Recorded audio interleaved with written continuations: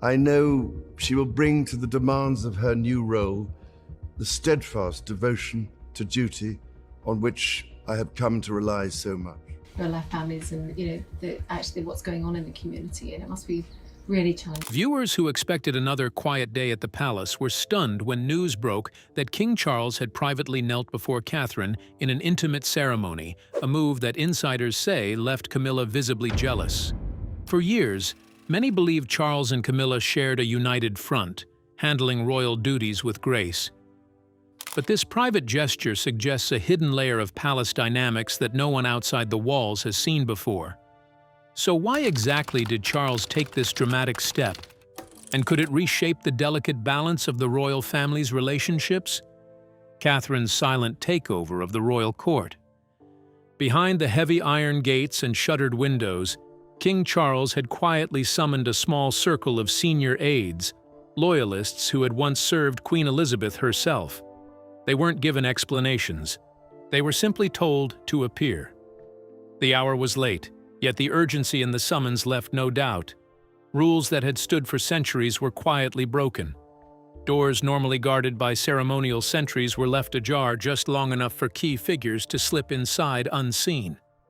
The king's private chambers, spaces so rare that even courtiers seldom entered, had been prepared in solemn silence. The quiet was so deep that aides later said the only sound they could hear was the soft ticking of the king's pocket watch as they waited. There were no schedules, no agendas, only one command: absolute discretion. Then she arrived. Catherine. Alone. No entourage, no security detail, no trace of the usual royal machinery. She wore muted tones and carried nothing but a sealed envelope, meant to hold the late Queen's final symbolic gift. Palace staff froze as she walked past, many bowing instinctively, as though sensing history about to be made. Moments later, Queen Camilla was spotted pacing near the West Wing corridor, her eyes sharp with fury and unmistakable dread. She had not been invited. She had not been told. Sources said she demanded answers, but the doors remained closed, the hallway silent. Inside, centuries of tradition gave way to something older, deeper, almost sacred. No audience, no press, no fanfare, only legacy, only blood. The crown's weight was being passed, not through death, not through abdication, but by choice. What happened behind those sealed doors would forever change the monarchy, reshaping loyalty and revealing the king's truest self. While the world fixated on royal scandals and public disputes, a quiet but powerful shift was occurring inside the palace. Catherine was no longer just surviving, she was rising, strategically, silently, and with the support of the late Queen's most trusted allies. She was being prepared for far more than a ceremonial role. In the chaos following Harry and Meghan's explosive exit, amid the silence around Andrew's scandals, Catherine became the monarchy's calm center, not by design, but by necessity. While others grasped for relevance or retreated into disgrace, she held the line with composure, grace, and an authority that began quietly eclipsing even Charles himself. Senior aides who had once doubted a commoner marrying into royalty now leaned on her instincts. Her voice, once ignored in council meetings, now guided decisions. As Britain searched for stability amid the most fractured generation of royals, Catherine offered something no one else could: quiet strength. It was Princess Anne who first saw Catherine's potential. Away from the public eye, Anne mentored her in the old ways: discipline, endurance, discretion. Anne's guidance transformed Catherine into something formidable. Prince Edward soon followed, strolling through palace gardens with her, sharing insights few outside the late Queen's inner circle ever heard. These were not casual chats. They were passing the torch moments. Behind closed doors and whispered lessons, Catherine's understanding of constitutional protocols, diplomacy, and ceremonial nuance grew to rival Charles's decades of experience. Slowly, advisors and courtiers shifted their loyalty, not because they were told to, but because instinct told them to. But where did all this happen? Was it planned? Let's take a closer look. The king's secret gathering. Behind the tall iron gates and the shuttered windows of the palace, an unusual summons was underway. King Charles had quietly called together a small, hand-picked group of senior aides, men and women who had once served Queen Elizabeth herself. There were no briefings, no instructions, just a simple order: arrive immediately. The hour was late, the palace quiet, yet the sense of urgency hung in the air like electricity. Unprecedented breaks in protocol followed. Doors normally guarded by ceremonial sentries were left open, just long enough for the chosen few to slip inside without notice. The king's private chambers, the kind of room even most courtiers rarely enter, had been prepared with a solemn, almost sacred hush. The silence was so complete that aides later claimed they could hear the faint, steady tick of the king's pocket watch as they waited. No schedule, no agenda, only a strict command for absolute discretion. And then she appeared. Catherine. Alone. No entourage, no guards, no sign of the usual royal machinery. She wore muted, elegant colors, carrying only a sealed envelope meant to hold the late queen's final symbolic gift. The palace staff froze instinctively as she passed, bowing as if they sensed the weight of history moving through the corridor. Meanwhile, Queen Camilla paced the West Wing in growing frustration, her eyes sharp and filled with a knowing dread. She hadn't been invited. She hadn't been told. Some sources claimed she demanded answers, only to be met with cold indifference. Then the doors closed, and behind them, centuries of rigid tradition gave way, not to chaos, but to something far older, far deeper, something sacred. No audience, no press, no fanfare, only legacy, only blood. And a crown being transferred, not through death or abdication, but by choice. What happened next would quietly, but irrevocably, change the monarchy. While the world remained distracted by scandals and public disputes, something subtle yet immense unfolded behind the palace curtains. Catherine wasn't just present, she was ascending. Slowly, strategically, and with the trust of the late Queen's most loyal aides, she was being prepared for more than a ceremonial title.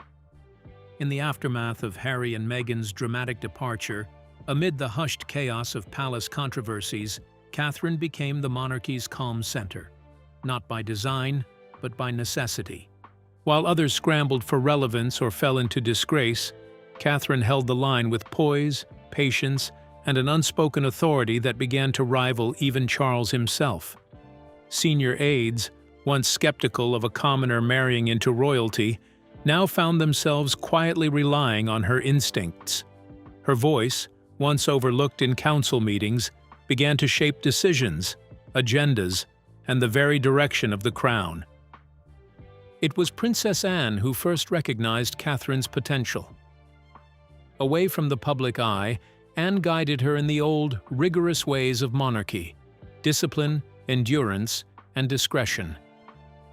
Prince Edward followed, walking the palace gardens with her and sharing insights known only to the Queen's inner circle.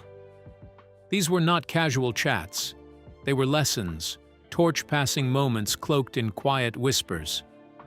Behind closed doors, the training intensified. Catherine's understanding of constitutional rules, diplomatic maneuvering, and ceremonial detail grew until it rivaled even Charles's decades of preparation. Slowly, loyalty shifted, not by decree, but by instinct.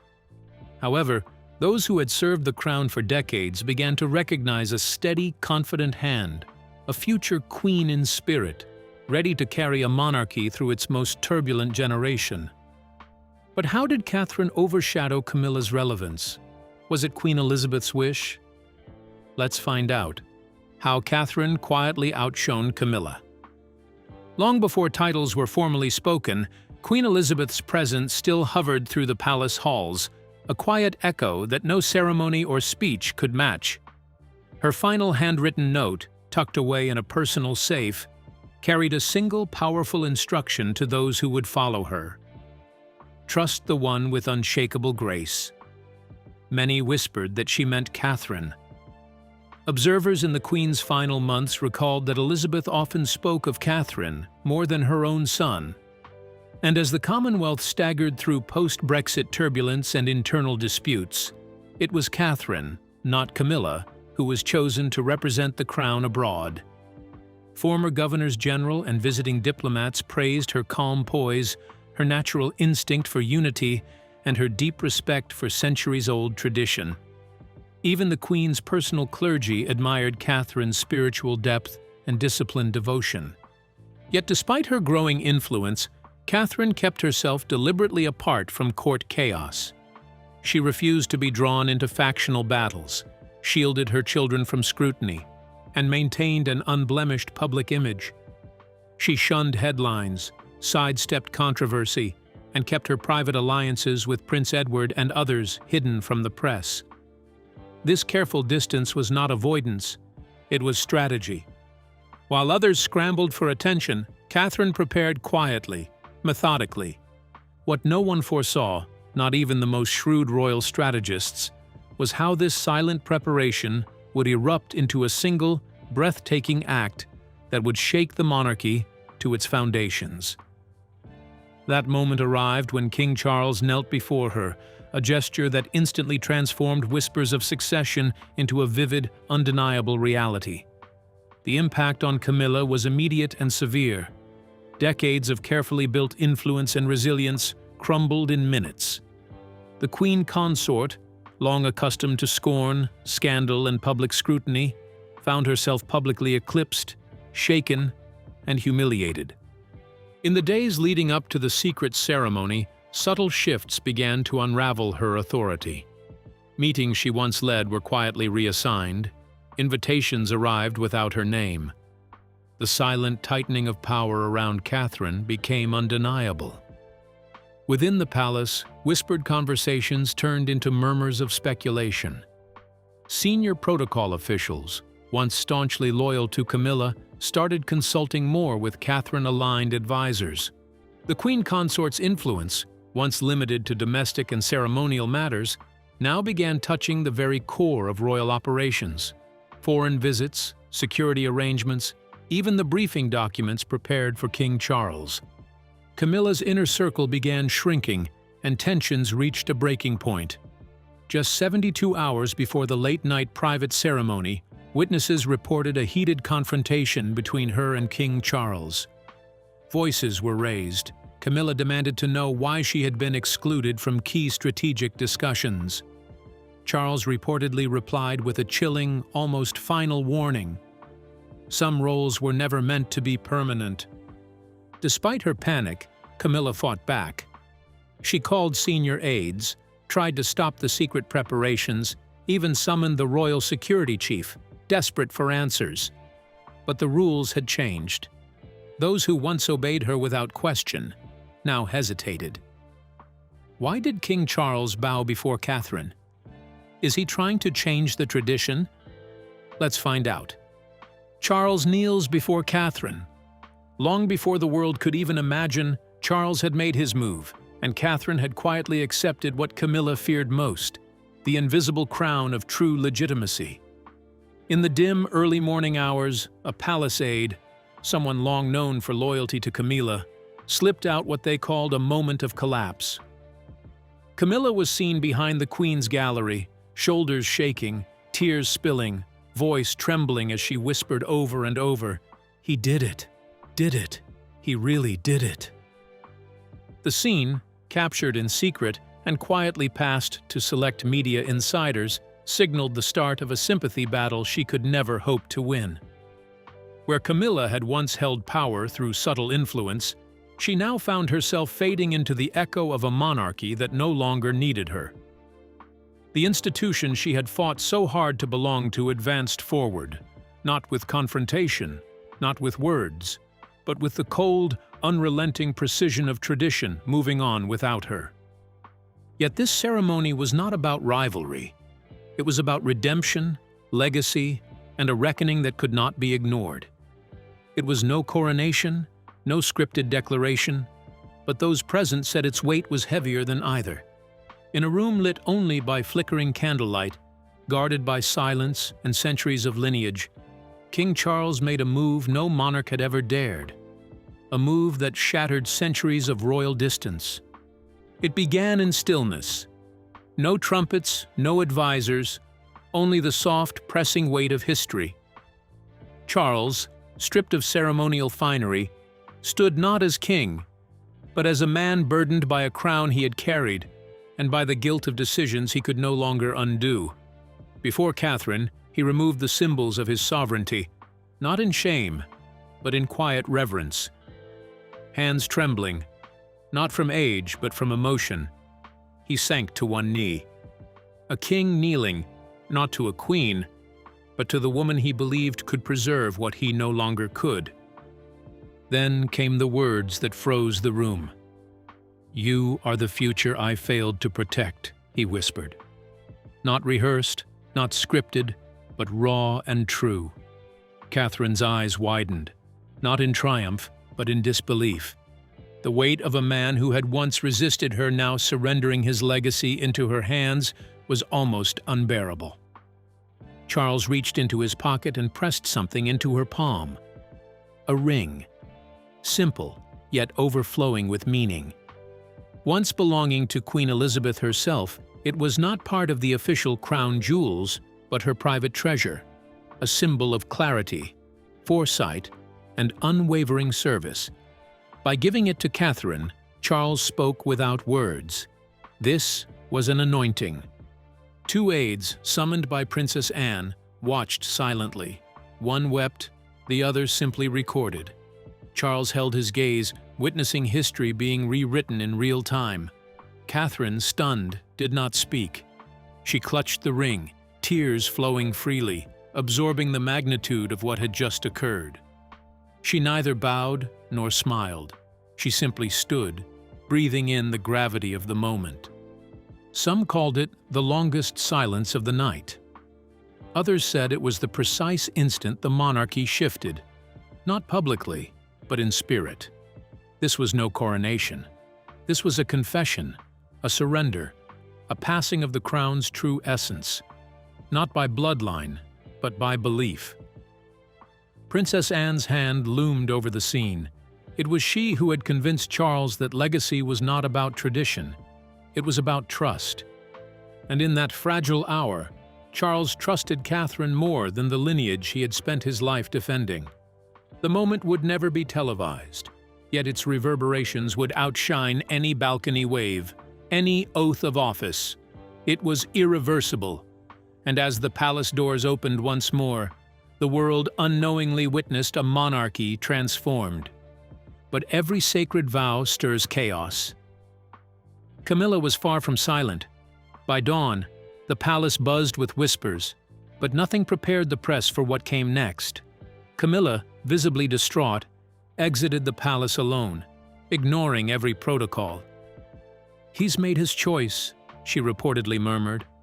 No staff, no official escort, no dignity, just a queen fleeing, gripping her phone, trembling. Cameramen shouted, questions flew. She said nothing. The damage, however, was done. Within minutes, footage hit the airwaves, and the world understood that something irreversible had unfolded behind those ancient walls. Inside, the palace descended into chaos, screaming matches that echoed through stone corridors, doors slammed with the force of history, and a draft letter torn in half beside Camilla's private fireplace, silent testimony to the storm within. However, no one claimed responsibility, yet the timing left no doubt. But what made Camilla jealous? Could this be about influence? Let's take a closer look. The secret ceremony that left Camilla jealous. The queen consort, once a figure who commanded fear and admiration for her icy precision and unyielding control, had begun to unravel.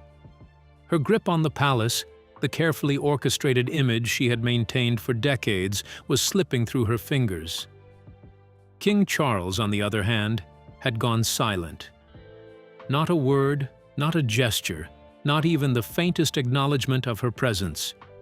For more than 48 hours, he refused all direct communication.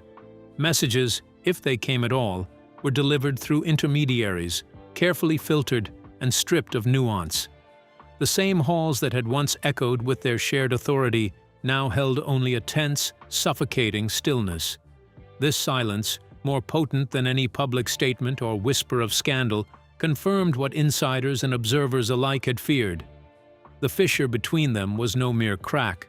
It was a fracture line, deep and widening, threatening to become a yawning chasm. Outside the palace walls, the world was thrown into a frenzy. The press exploded with speculation and rumor. Headlines screamed of abdication. Whispers of betrayal ran like wildfire through every tabloid and news outlet.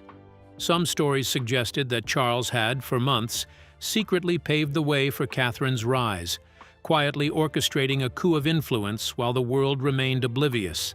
Others hinted at exile, painting Camilla as a queen slowly being edged out, her influence waning.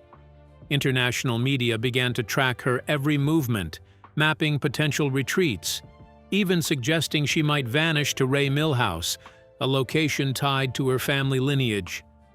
The noise was deafening, a storm of conjecture, gossip, and sensationalism, yet amid the chaos, one narrative began to rise above the rest. The public was no longer whispering, they were roaring. Social media lit up with support for Catherine, her image spreading faster than palace denials could contain it. Hashtags proclaiming her the true heir to Queen Elizabeth's spirit trended worldwide.